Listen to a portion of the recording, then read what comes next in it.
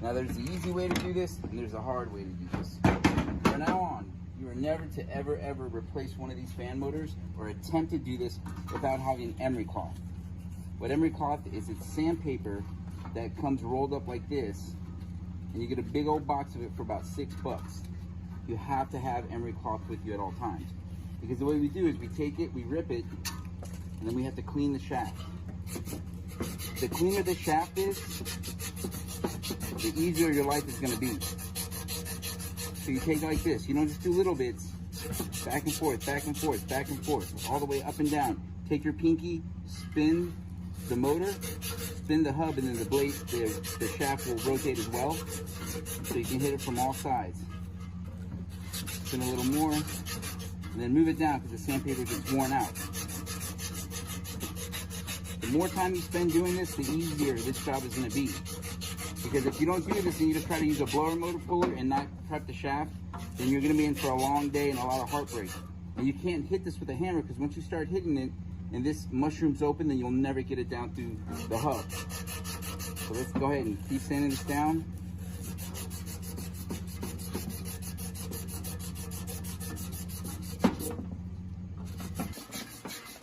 You good? All right, back out a little bit.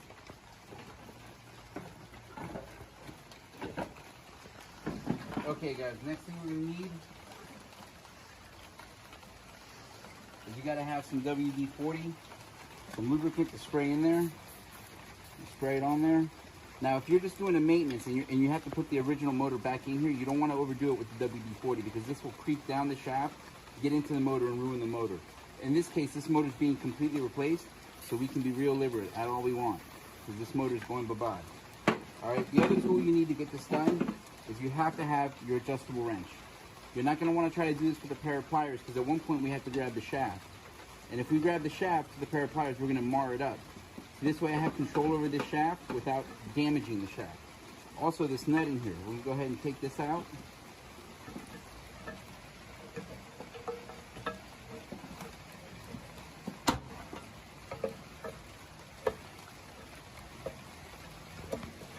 All right, we got the bolt out. Now for a quick pro tip.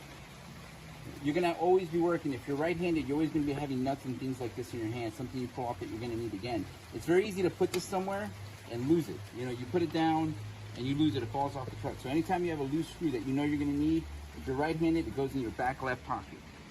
Always in your back left pocket. So that way when you're using your hands and you need that screw, you can reach in with your left hand and get it. So we got the screws squared away. We're gonna sand this down just a little bit more. Because now it's got lubricant on it, that'll help cook some more. You gotta get all the years of rust. This motor is probably about 13 years old. There's 13 years worth of rust on this shaft. If you try just to use the blower puller, it's gonna be a long, painful, hard day. All right, so we've done this. Now this is where this becomes crucial. Okay, we have to remove this shaft from the hub. The hub down here is what grips onto the shaft. It makes this thing. We've taken the motor out. So this is where you need your adjustable, because we're going to grab this, and now we're going to hold the squirrel cage still and move the shaft, because that's what's separating it. Right now it's already got a lot of good play in it. This is great. So now the next tip is once you've done it, before you try to pull this out, push it down. Push it down as you work it left and right, and what that does, it's going to drop the squirrel cage farther down and let us clean more of the shaft.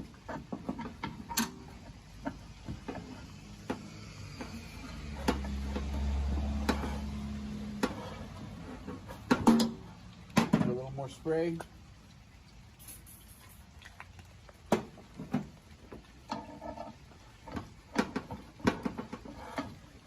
Okay, see how nice and clean that's coming?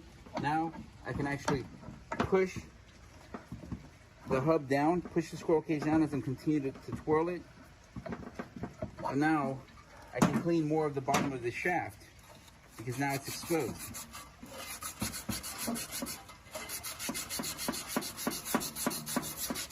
Okay, once this is clean and free spinning, meaning that I can grab the squirrel cage and just rotate the shaft while the squirrel cage, because normally when you rotate this, the squirrel cage rotates with it because it's attached to it.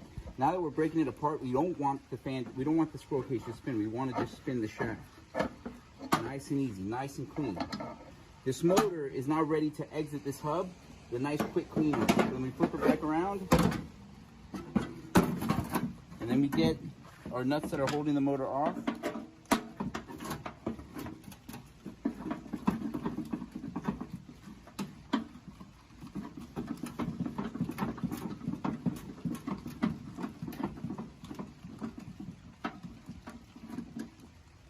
Screw, back pocket.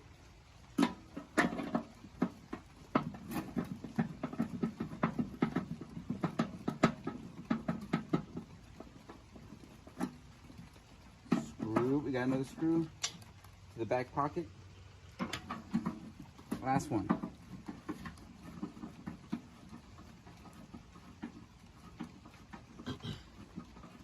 Keep in mind, we never want to loosen these bolts until the shaft is free, because we need this motor in place as we're trying to spin the shaft off of the scroll cage. So now all these are free. You can flip it back over. And then you need to get up higher. So what you're going to want to do is find something to give you a little bit of leverage. Even in this case, I come over here, I take the motor, the new motor, I put it down on its side like this. Once it's down on its side, look at the part of this cage that has the most meat on it. It's over here. So then I'll take this over, and I'll put that right there. Now the motor is elevated. If you look down underneath, you can see these feet are freely spinning because they're not making contact with anything. So at this point, I hold it there, and then, again, take your adjustable wrench, and start spinning and let gravity do its thing.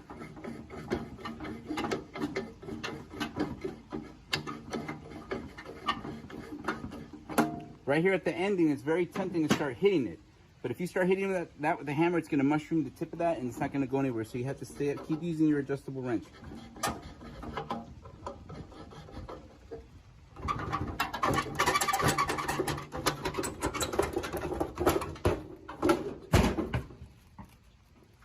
See how easy that was? See how we didn't use a blower puller? All we used was emery cloth, WD-40, and an adjustable wrench. You are to never attempt to remove a motor from a squirrel cage without having these three items in your hand. If you do, the only thing you can do is damage the rod. You're going to end up having to get a whole new casing because now you can't get the motor out. So very important. 3 tools: emery cloth, WD-40, adjustable wrench. And now you know how easy it is to get a motor off. You sand it, you take your time, she falls out.